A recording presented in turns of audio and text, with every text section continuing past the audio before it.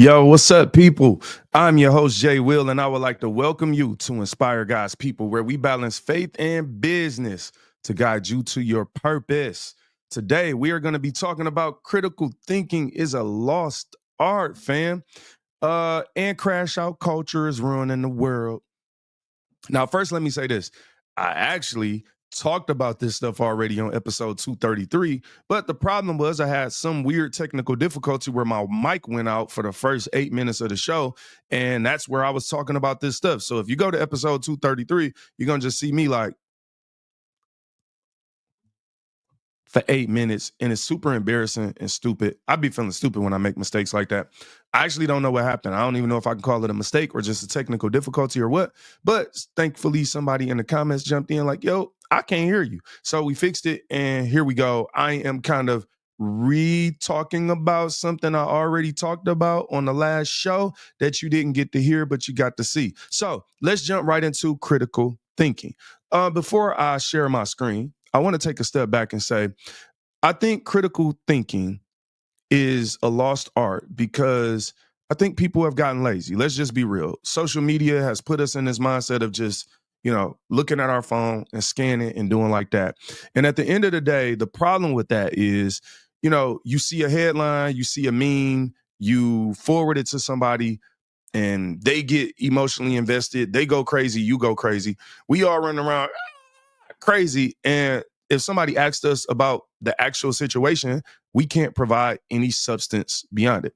The other thing is that politics in the world today are very divisive. People are on one side or another, and they're so aggressive and so self-righteous that it's weird if we being honest. And these two things are connected, the idea of critical thinking and crashing out. So follow me on this.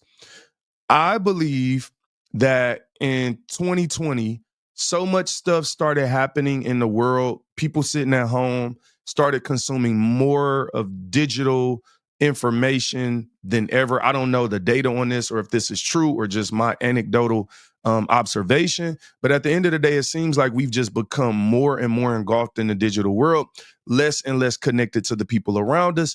And so we're not really critically thinking through things. We're responding with our emotions and our feelings. And I think sometimes we need to take a step back. I'll use this example.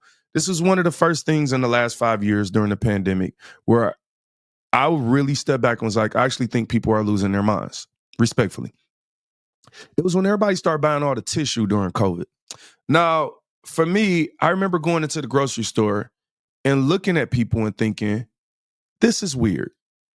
Like, it was weird to me for several reasons, but more so like if the world was just about to be over, like, that was the sentiment, why would tissue be the item?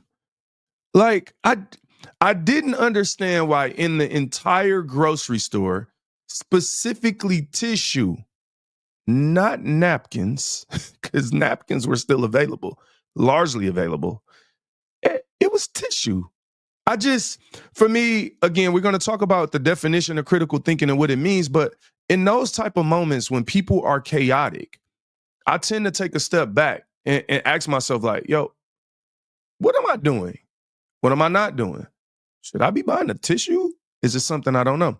Now, I understood during COVID, there was a lot of issues at the ports and deliveries and shipping across borders and things like that. So one of the things I did was I came back and did my little Google University research. And I'm like, yo, a bulk of the toilet tissue is manufactured in the United States of America. So why are people using the fear of port shutdowns and delays, which were real, and then jumping to the conclusion to buy all the tissue? To be honest, maybe you can help me because I actually have still never heard anybody reasonably explain to me why was everybody buying all the tissue? Never made sense to me. But I'm sure if you worked at a toilet tissue company, you were super excited. Well, I know that because I was golfing last year with a guy from a toilet tissue company, and he's like, man, I had the best year of my 20-something year career, made the most money, had the biggest bonuses. So that's kind of how things trickle. Some of the things we don't think about when we're acting so irrationally is like, yo, somebody is making the most money they ever made. So that's when I realized people were kind of losing it. And I was like, we should critically think, because if you critically think, then you will come to a more reasonable conclusion about things. All right, so let's jump into sharing the screen real quick. All right, so is that the way I want to show up on screen? Let's do this. All right, cool. So if you look at this idea of what critical thinking is, right? Let's look at it. This is according to Merriam-Webster. You heard of that dictionary, lady. The act or practice of thinking critically as by applying reason and questioning assumptions in order to solve problems, evaluate information, and discern biases. Wow. I actually think like that right there is enough. The act of practice or practice of thinking critically by applying reason and questioning assumptions. All right, y'all gotta follow me on this real quick. You should question assumptions. It's okay to question assumptions. What I realize in today's society is that people are offended when you question them. People want to present you with an opinion or an assumption, and they literally want you to accept it as like the golden rules of life because you feel some particular way because of your opinion about life. Like, I'm supposed to just take that. You could tell me that my leg is my arm, and I'm supposed to just take that. I don't even have to question it. Imagine somebody walking up to you and saying, hey, from now on, your leg is your arm. And you just happen to be like, great, I accept. Wait a minute. I don't get to question the assumption. I don't get to evaluate information, analyze data. I don't get to discern biases because people are biased. Even quote unquote experts these days, a lot of people are biased. And I think what has happened is people have applied so much social pressure on you that it's like, yo, accept this meme, accept this link, and I want you to just agree with me. And if I'm mad, you should be mad. If I'm crying, if I'm crashing out and losing my mind, you should be losing your mind. Hey, you're not losing your mind. What's wrong with you? Hey, it's a lot of finger pointing. It's a lot of weirdness. And I think the lost art of critical thinking is a part of that. Now, here's the second thing I want us to check out. So, what does it mean to critically? What am I doing? Oh, we started. My bad. Started sharing something else. All right, that was a previous episode. All right, share screen. What does it mean to crash out? Now, again, this is another article that I shared yesterday. I'm going to share it again, and hopefully, you catch the drift. This is on Yahoo News, but written by Greta Cross at USA Today. What does it mean to crash out? Look at the phrase and why it's rising in popularity. Look, she crashing out in a picture. I love that picture. A new slang phrase is making its way around social media. This was written back in 2024, specifically following the results of the 2024 presidential election. Crash out has been in the Gen Alpha and Gen Z vernacular for several weeks now, but now over the past days, even more folks are using the phrase to describe how they feel about the outcome of the presidential election. People are losing it. Early Wednesday morning, news broke. So this back in November, President Trump won. Again, I did this already. And I don't know, maybe this part actually came out on the show, so I could be doing this twice. Don't judge me if you see this twice.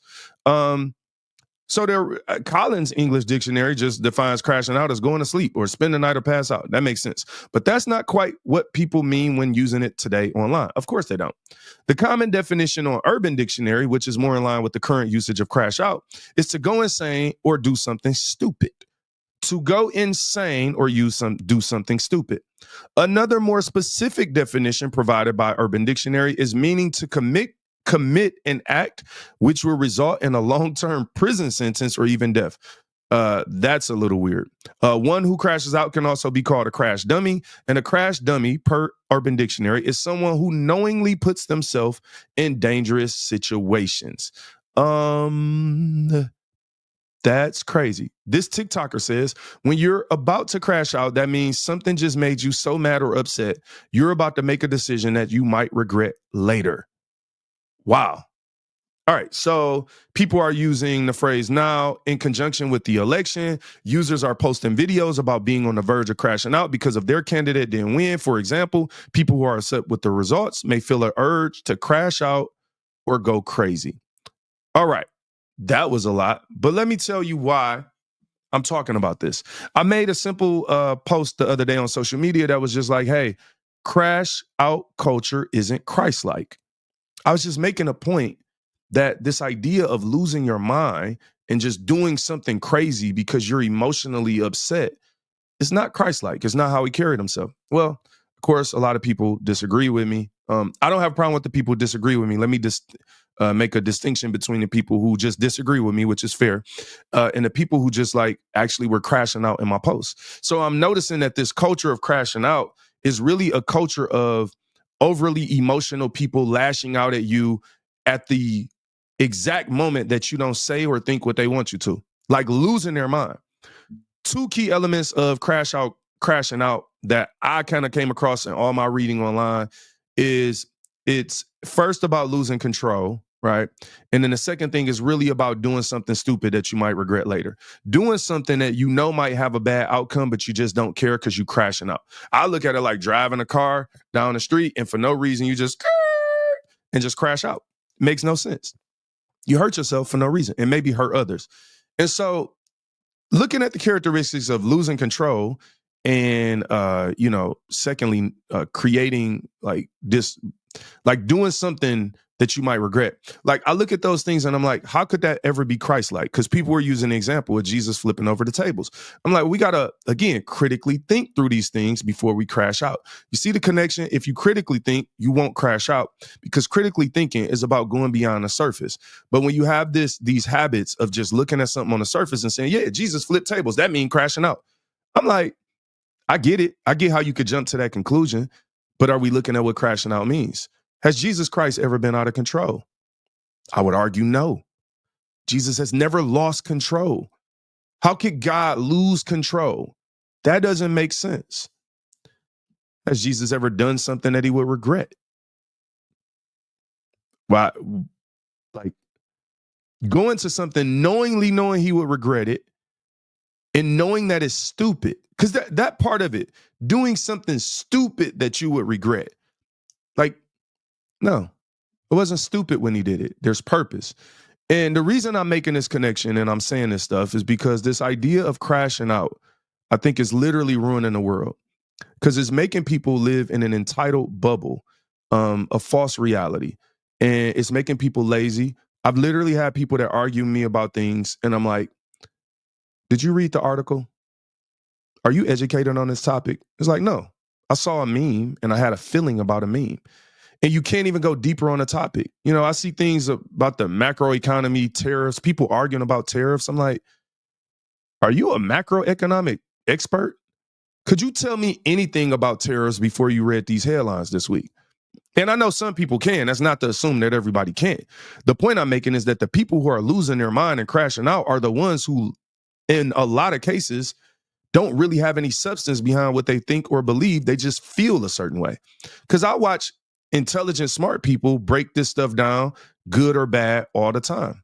I watch a lot of financial podcasts, like a lot of things that deal with the macroeconomy. And these people talk through the positives, the negatives, and nobody's losing their mind. People are centered. They're, they're mature. They're calm.